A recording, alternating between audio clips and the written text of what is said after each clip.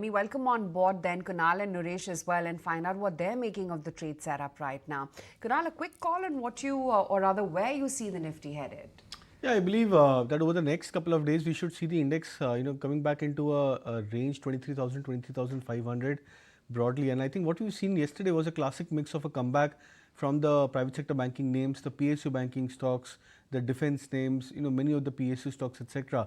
So I think that was a very strong indication that maybe if the banking stocks and the slight high beta pocket, from the rest of the PSU pack, if they start to make a comeback, then I think we can probably find some good support even at a point where the auto index is going through a correction, FMCG stocks or the index is going through a mild drift on the downside, as well as the IT stocks where you've seen a sharper correction for many of these IT names. So I think we are in that point where there has been more sectoral churn, and that sectoral churn is keeping the index a bit more range bound.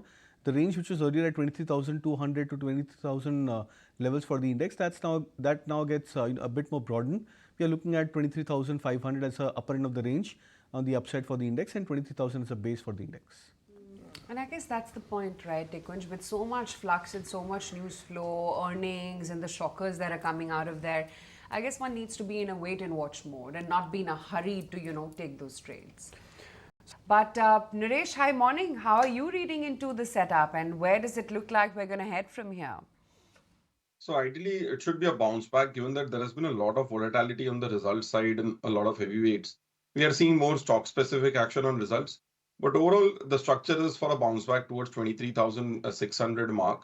And also the global markets have been strong. You are seeing European markets at all-time highs. You have a decent recovery in US markets as well. You've seen dollar index yesterday take a little bit of a dip.